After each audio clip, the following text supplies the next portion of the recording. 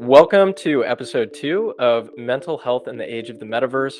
I'm your host, Christian Ulstrup, and every episode I sit down with a mental health professional to talk about technology, including virtual reality, cryptocurrency, social media, and the rapidly evolving internet landscape, and how technology impacts our mental health. My guest today is Melissa Bartholomew. She goes by Mel. Mel is a licensed mental health counselor in Hawaii on the Big Island. She works with clients of all ages, uses acceptance and commitment therapy, and has also been using the Virgils virtual reality platform in clinical practice, particularly in her work with adolescents. Mel, welcome to the podcast. Thank you. I'm so happy to be here.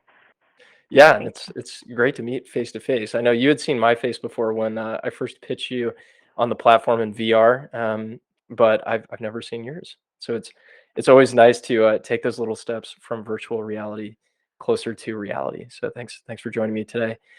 So I wanted to start at the beginning. How did you decide to become a counselor in the first place? Great question. I was never someone who knew what I wanted to do. Some people go to college and they're like, I want to be a nurse, or a counselor. And for me, I just was like, I like psychology. That'll be my major. And then after I graduated with that degree, that's when I got my first job in mental health. And I started working with adolescents after school that had PTSD, sexual Mm. trauma, social anxiety. And then I started working closely with a therapist, and that kind of exposed me to that job. And I thought, oh, that sounds kind of cool. And so then I decided to go back to my master's in counseling, still not even knowing that I wanted to be a counselor necessarily, but just kind of kept following and I was like, that sounds fun, that seems cool, and kind of found myself, I guess, being a counselor, getting licensed, and then opening my private practice, and I absolutely love it. It's kind of weird because it's not something I set out to do necessarily, but by following my interest, it got me here, and I love it. So Fantastic. And your private practice, when did that open up? I opened in 2020. So I Oh would man. have opened in 2020 anyway, even if it wasn't for the pandemic, but it Yeah. worked out perfectly. It happened to be that year. So Yeah, unfortunately, no shortage of demand, I'm sure. not at all. No, yeah. I live in a high need state anyway. The need is very, very high in Hawaii. Mm. And I was working at an agency for full time, and I asked them, can I be part time? And I want to start my own private practice. I thought I'll just see a couple clients. But as soon as I opened, I was full, basically within a month or two. Wow. I had more clients than I could ever want, and kind of juggled both jobs for a little while. And then I told them, okay, I need to quit and just kind of full time in my private practice. Yeah. So high needs And I'm for sure sure. now, I mean, we're what, 2.5 years into the pandemic? Pandemic's over. I don't know. I can't keep track, but I'm sure your wait list must be quite long. Yeah, it was. I'm sometimes I go through keeping one and not keeping one, but Yeah. yeah, I'm constantly referring people to other therapists if I'm full constantly. Yeah. So that's why I'm opening a group practice actually because I'm always referring people. Yeah. Big need. And so, from the beginning of the pandemic, up until now, people are isolated. They were doom scrolling all day, stuck in their houses, not able to leave, not able to go to school. As the lockdowns happened and all the consequences of the pandemic started to take shape and evolve over the last 2 years, how has that impacted the mental health of the clients that you've seen, and how are you learning to work with these new circumstances? hmm It's definitely greatly impacted, I would say, everybody, as a whole, and a lot of clients that I have, although I have a handful that would be coming to therapy maybe anyway, not having to do anything with the pandemic. A large part of my clients, whether they be adults or kids, they were coming because it was pandemic related. For the Mm. kids, they were so isolated. For our state, we really did shut down for a long time. So the kids went on spring break in 2020, and then they never came back. And the whole next year, school year, they were at home doing virtual learning. Some kids maybe went 1 day a week or 2 days a week. And so, a lot of the kids here, like I was home for a year and a half, doing school. And so for the kids had huge, huge, huge impacts on them socially, academically, and then also for adults too, working people. Some people's jobs changed dramatically. Teachers also changed dramatically. So I saw a lot of people in healthcare, where it was pandemic related, their jobs just changed dramatically. The stress loads changed dramatically, and so for the first time, they were like, "I'm feeling very overwhelmed." So, yeah. And particularly for the kids, I mean, if you're out of school and isolated in some cases for that long, I would imagine that can have a pretty serious impact on, developmental concerns, whether it's social or, just learning and being educated. Um, what are some of the consequences or the issues that these kids are dealing with that could have long-term impacts? Long term, I don't know. I hope that we're, kind of intervening and things like that. But I know, so depending on the age of kids, if kids were younger, and depending on their family setup, it might not have been a bad thing. So, for instance, I'm a mom, and so my daughter she was going to start her kindergarten year, and Mhm. for her being home with me and grandma, she loved it. No, she absolutely loved it. And because that age group, they like to be with their parents still, and family. And so, depending on the age and the house setup, it really depended, I think, on the effects of the child. And so, for middle schoolers, particularly, and high schoolers, I would say where peers are everything. They don't want to be at home. They want to be with their parents. They much rather be with their peers. And sometimes school is the only time they get to be with their peers. And for them, I would say huge impacts and just increased loneliness.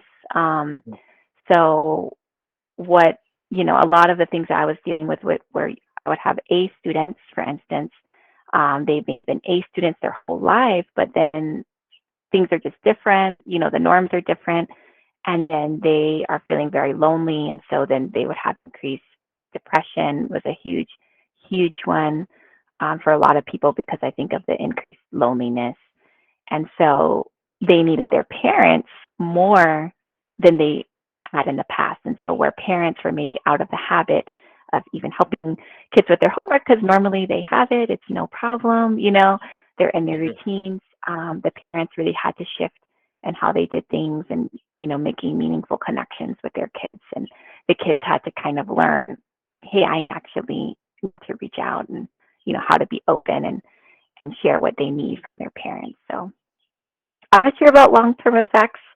I know all that's being studied and whatnot, but definitely a lot of short-term effects for sure. Mhm. And I got to imagine, for both adults and kids, that need to have a social connection to, be stimulated doing things doesn't go away. And so the thing that's really easy to reach for is a screen or a game controller or a phone or something like that. And that's been in the news a lot.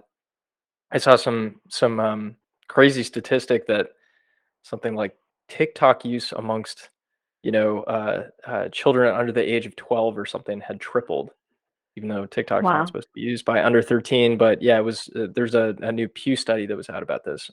So across the board, really little kids, adults, teenagers, screen time is up, up, up. Um, what what have you seen? What did you see? During the lockdowns when it came to the use of technology, and the impact that that was having on the mental health of the clients who you worked with. hmm Well, I think screen times, over here, people were doing, online school, so they were, some schools were like 1 hour they had to log in.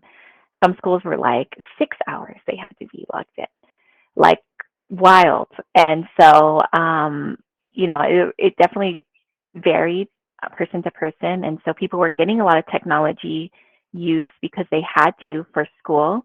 I think one of the positive impacts, was people got a little bit more comfortable using some of the technology, which could help them, in other situations, like to feel safe, for instance, for doctor's appointments and things like that. I think in some ways that really helped people. And in our community on the Big Island, we have a lot of people living in rural areas where you actually can't get Wi-Fi still. And so a lot of our island you can get Wi-Fi, but then there's a whole lot of our island that you cannot. And these are where schools are and things. And so it's really awesome. Our internet companies actually kind of very quickly jumped in and some of these rural areas then got Wi-Fi for the first time in forever because they needed it Wow. at school. So that was a really cool, positive impact. But I think, people also then did feel the need to be moving and get outside. And I guess we're kind of lucky to live in a place like Hawaii where the weather is nice, generally all year. And so people, going to the beach and things like that. So there's definitely negative and positives. And I think people, to some extent, were getting a little burnt out with technology use during some parts of the pandemic. But at the Mhm. same time, of course, there's still, technology is used for so many different things, right? It's like you can get burnt out using it for school, but then you may want to use it to play a game or connect with your friends. So I think in that way, it became vital for a lot of the kids is they were forming these new relationships. For like a lot of I think the middle schoolers suffered I don't say the most, but a lot of the high schoolers, for instance, they have phones, they have their friends' phone numbers, they could connect with their friends. But a lot of the middle schoolers may not yet have had phones, they may not have had their friends' phone numbers. And so then they've kind of forged these new relationships online, with people. So, and if they were healthy, that was a really good thing. But if they were unhealthy, then yeah, that could be a negative thing. So. Very interesting. So it sounds like some of the middle schoolers, they were forging new relationships, making internet friends online. Mhm. Is that what you Oh saw? yeah. Oh yeah. A lot. Mhm. Interesting. Yeah. And yeah, so you mentioned healthy and unhealthy relationships. How do you sort of discern between those two when it comes to making internet friends, and what did you observe? Mhm. This is something I talk a lot with my, adolescents about is just safety online because a lot of them do love to play games. They are on Discord, they are on Instagram, they are on, these different platforms where they can chat with people. And, chatting with people is so exciting and fun. And of course, you have the mutual interests because you're playing this, game. And so I think a healthy relationship would be, it's a positive atmosphere. It's just like in real life, really, I guess, is, whatever a healthy relationship is in real life, is what you would want on there. And, but a lot of these, conversations can turn very serious, because people are playing games so much and so long. They start talking about their home life with each other and their frustrations and that can be an okay thing too, as long as it's supportive. Sometimes too, you get different ages on different platforms. So that's where I've kind of found a problem too. Although I do have some adolescents that are older, they're like, yeah, there's a toxic 10-year-old on my, Discord or, whatever. So just, I guess age doesn't necessarily matter, but, I think just them really being able to identify what's unhealthy, what's inappropriate. So that could be, talking about, I mean, some of these have gotten very serious. Like, for instance, some of the kids that I've worked with have talked with other kids who are talking about harming themselves, self Mm, harm, wanting to commit suicide. They're saying things even like that to, you know, to the kids that I work with. Well, I'm going to slit your throat. I'm going to, luckily these people don't live in the same place. They live in a whole nother, but some of these things get, I mean, just like wild conversations. And, the parents may have no idea that these kind of conversations are happening, and so those kind of things, or put downs, so I'm really, I guess, a lot of it would have to be emotional abuse, really. And so what we do a lot of is looking at healthy relationships and unhealthy relationships in real life, but also online, and how to kind of notice those red flags and then green flags for like Yeah. someone that would be. Yeah. And I've also had the opposite end happen as well, where um, people that I've worked with, they have admitted to their friends online, having suicidal thoughts, and then their friends were able to tell their parents and then able to get them help. So it's kind of, I guess one thing that we talk a lot about is the seriousness of language and words. And, there's certain things that you joke about, there's certain things that you don't. And whenever you do say certain things, such as harming yourself or other people, those things have to be taken very seriously. So, um, yeah, kind of a lot to navigate Yeah. in that world. Yeah. Yeah. A lot of complexity. And I know that's something that a lot of parents are trying to figure out. Something that my co-founders and we talk about a lot is we grew up, at sort of the early stages of the internet. We were teens, preteens, kind of in those early years, thankfully before social media. And so we were exposed to some of this stuff, but it really was just total frontier. Like you could go somewhere else, be exposed to really bad content, really good content too. And just like you said, the parents, they have no idea, right? They don't know Hmm. what's being talked about. You're meeting strangers, and Hmm. that's something I remember too when I was maybe 11 or 12. AIM, AOL Instant Hmm. Messenger was like the big thing. And Yes. I do distinctly remember a lot of the conversations you would have with classmates. People would say things that they never would have said in Hmm. real life, like on the playground or anything else. And so there's something very interesting about the medium itself, or digital media, whether it's written or video chat or virtual reality, which we'll talk about in a second, where it does seem to open up conversations or modes of discourse that wouldn't otherwise happen. Hmm. And I guess for you as a mom and a therapist, how do you think about teaching your kids or your clients ways of using that medium for communication in a healthy way? Hmm. Yeah. I think parents have to be, it's kind of a tricky thing because, of course, kids need freedom and, trust. Um, but at the same time, you want to be present and able to kind of teach them, okay, being in the loop. You don't want to be totally out of the loop. And so I think, checking in with them, having that time to check in with them over all areas of their life, including the time that they're in technology, And so it's not just technology that's important, but it's at school, and these kind of things. And so, I mean, a lot of times when I'm meeting with kids, sometimes they have complaints at home, but I would say more than often, middle school, high school, it's stuff at school that's bothering them. It's peer relationships or everything. So I think just having that time to check in over all the kind of areas of their life that they're in is really helpful. That way, hopefully, you can be observant, and if there is, you know, an issue, hopefully you can pick it up before, or just kind of letting them know, hey, if you ever did feel uncomfortable, just same thing in real life, right? If you ever did feel uncomfortable, you know, online, I know sometimes, things can happen online where, I've heard about some kids, getting into some really uncomfortable conversations online. Sometimes people make threats, and that's why nobody says anything, right? And so just kind of continuing that conversation to the tech world, like, hey, if you ever feel uncomfortable, please let come to me, let me know, and we can figure it out together. You won't be in trouble. If you ever find yourself, in a place where you feel scared, we'll figure it out together.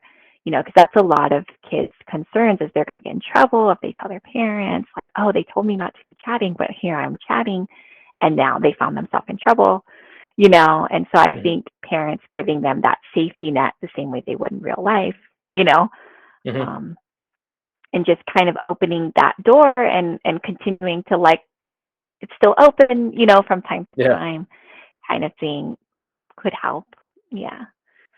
Interesting. So it's kind of the digital equivalent. I think about, your parents are like, okay, you shouldn't be partying as a teenager or whatever, but if you go to your friend's house and it's 10:30 Exactly. p.m. and things are going sideways, like give me a call and I'll come pick you up and, no questions asked kind of thing.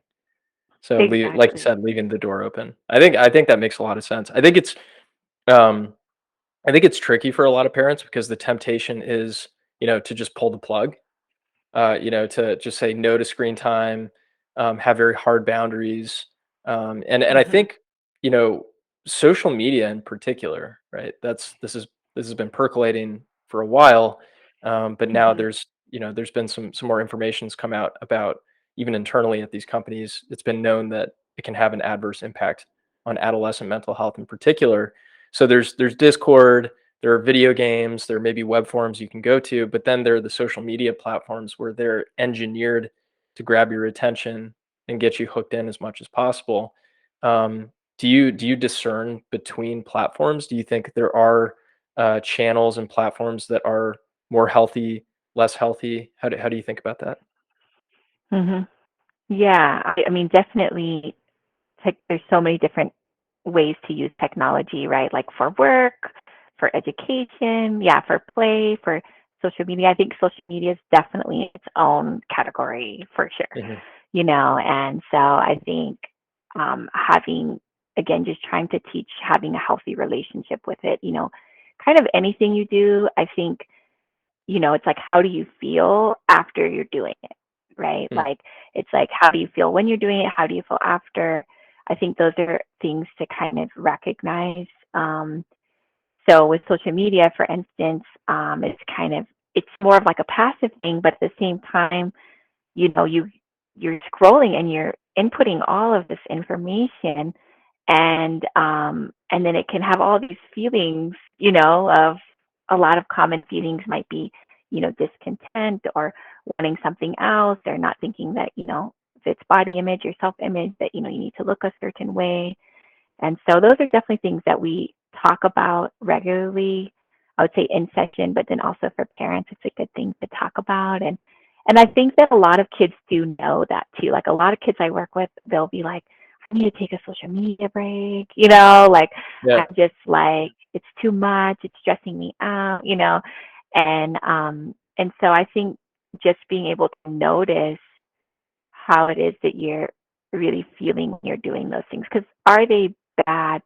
Not necessarily, I don't think they're bad Hmm. necessarily, but it really depends on what you're doing on those, and and how you feel, because for instance, if Yeah. you're like someone who's like, I want to look at puppy dogs and cats, and like, I mean, that can feel really good, right? If you're like, I'm finding all these great recipes, or, Yeah. whatever, Yeah. you might feel really good. But if you're comparing yourself, thinking like, oh, I'm going to use this to motivate myself to look a certain way, that's, Mm. I tell people, "Well, maybe set up a appointment with with a nutritionist, and you can get, like that's a better way to address any health, concerns that you have, or, so yeah, it definitely is something to be monitored, and to notice how much you can take and it not be like a funnel of negativity. I don't know, so it's something to be watched, Yeah. Yeah. That makes sense. I mean, it's almost like nutrition, right? Or diet. Like Hmm. there's, there's stuff that you don't want to be snacking on Doritos all day. And Yeah. there's stuff that's very nutritious. So the answer is to not eat. But you want to make sure that you're focused on quality, I guess, and not Yeah. just quantity. Yeah. Makes a lot of sense. Um, so, with these teen clients and kids in particular, when it comes to perhaps some of the positive potential of technology, you have been using virtual reality to meet with some of these clients. Could you tell me a little bit about that? Yeah, I would love to. Yeah. I absolutely love it. I'm using Virgil's platform. It's honestly been game changing. My practice is primarily telehealth because I did start in the Mhm. pandemic. All my clients were telehealth. My community was telehealth, I would say. And then I found that I really like telehealth. So My Mm. practice is primarily telehealth. I plan for it primarily to be telehealth. And working with kids, Virgil's platforms, honestly, it's been awesome. I mean, it's so much better than just meeting face to face on Zoom, sometimes we do activities and things like that together. But I think a lot of teens, not all, but a lot of teens would prefer not to have their camera on. I Yeah. would say the vast majority of them throughout, the time I've been meeting, have asked like, oh, does my camera have to be on? And so Virgil is really nice because I feel like it feels like neutral almost. It's like a neutral place where, okay, we're both avatars, we can kind of, because I think for teens, self-image, self-esteem, body image is such a thing. Whenever you have to look at yourself on a video call, it can really bring up a lot of stuff. Yeah. And I love Virgils because I feel like it just eliminates that. It just eliminates this huge barrier where it's like we're not looking at each other. Mm. We are as avatars, but it eliminates this barrier. And so kids love it. I think it's when I first started working in mental health, when I would work with the students after school, I would actually pick them up from school, and then we would go into the community. Mhm. And we would, do stuff together and talk together and work on our stuff together. And it felt very natural. It wasn't so clinical. And that's, I guess, my preference is not clinical. Like I like people to be comfortable. I like it to be relaxed. People come a few minutes late, like, I'm so sorry. I'm like, no, we're good. Like we're all good. Like so. To me, I really liked working with kids in that environment. I found it very, very, very effective. And to me, Virgil's is like the next, it's like that in virtual reality, I guess, if that makes sense. Like, if that makes sense, Mhm. it's like, it just feels very natural. Like, okay, we're here together. We can go do something together. I can let them take the lead. Say, oh, I'll follow you. Where do you want to go? I kind of show them the different rooms, like what room you want to go in today, Mm. and I like that because it lets me give them some power and control too, and picking things and doing what we're going to do. Mm. It again takes away some of the seriousness that can be a barrier in therapy, Mhm. where we're just sitting in the office looking at each other, sitting on Zoom looking at each other. We can go Yeah. do something together. Yeah. It's really So interesting. Yeah, I so I mean, you're absolutely love it. taking sort of the a lot of those things that work in reality, and when you're a kid, like, you wanna be doing something. It's very unnatural just to be looking at someone face to face and trying to have that kinda Yeah. conversation, when you're younger. Um, Even as adults, right? I mean, like, I was talking to my co-founder about this last week. Adult like, bars exist for a reason. People go to Mhm. sports. It's Mhm. ultimately a social thing, but you wanna be doing something, right? You have something that you can focus So on in true. common, or, play a game or something like that. So that makes a lot of sense. And, I'm curious, the first time, this clicked, where it was like, "Oh, this is interesting. It's working." Is there a particular client, I guess, or an anecdote where something about the relationship or their behavior actually changed, where you noticed a substantial difference? Yeah. Yeah, I would say one of the first clients I got to use it with, I mean, with all of them, it really was amazing tool. But one of the first clients I started using it with, they were definitely someone who would prefer to have the camera off, um, Mhm. you know, and then we had to have a meeting with their, well, not have to, but we were going to have their mom join in the session. And for a lot of kids, they don't really want their parents joining in on a session sometimes. And so I've been trying to get their buy-in for a long time to do this. And anyway, and so then when I started using Virtuals, I was like, oh, you know what? Like maybe this would be really kind of cool if we could have our session together, with the mom and this client, but they can be in separate rooms, so they're not have because originally, I would have to most likely they would be in the same room looking at the screen with me. That was probably what the original plan was going to be. But then when I got Virgils, I was like, oh, I was talking to my client about it, and I was like, you can be in your room, you can pick your avatar, your mom can be in their room, they can pick their avatar. And they're like, my mom is going to go in virtual reality with us. And I'm like, yeah, like that would be fun, right? And they're like, oh my gosh, they're like, I don't know, but so it was really cool. And then the parent got to kind of see what it was like as well.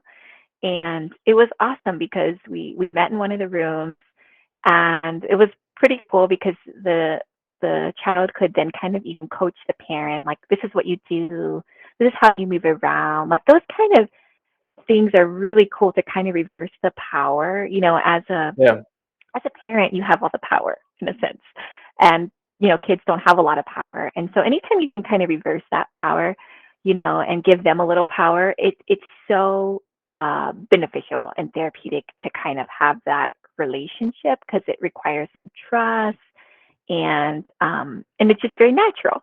And so it was really cool because the child was able to then help the parent, like, okay, this is how you move around, and they caught on pretty quickly, which was awesome. And then we're like, let's go on a hike together, we're going to hike up this structure. And so we hiked there, just kind of talking about what was around us, and then we're able to do our activity at the top there together. And it was really awesome. And I think that honestly, having the platform where you're not looking face to face, with the video, Mhm. really allowed the client to feel more comfortable, as well as the parent, and just kind of sharing what it is that they wanted to share. And yeah, I think everyone, at the end, able to talk with them, and everyone was like, wow, that actually went pretty good, like that, surprisingly, like that was really awesome, so yeah, that was one of my first experiences where I was like, wow, this really, I think honestly, if we were just on Zoom, it would have gone a lot different. I still would be hopeful it would have gone well, but it just was so much better, undeniably, like, so. It makes a ton of sense. I mean, the that's interesting about the power differential. So having the kid kind of be more in charge, and you had mentioned that earlier too. It's like you're, instead of the traditional paradigm of having to go to the therapist's office, it's like you're meeting them in their room.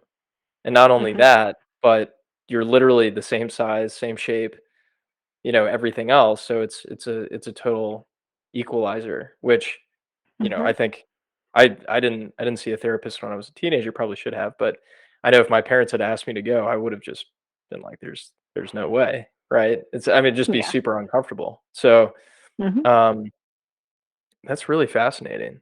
Very happy to hear that. So I think we're coming up on time pretty soon. I did want to close out on a question. I know we have some parents listening, some of whom maybe their kids are in therapy, maybe not. I think everyone's trying to figure out a lot of sort of this new environment where there's lots of screen time and social media and video games, and all this stuff is constantly changing. Um, Even for a parent, let's say, whose kid is not in therapy, but maybe is feeling anxious, is maybe spending a little bit too much time in front of the Nintendo Switch, or I don't know, on Instagram or whatever it is. Do you have a practical piece of advice that you can give them that they can sort of think about right now to understand what they can do to cultivate healthier tech habits in their children? Mhm.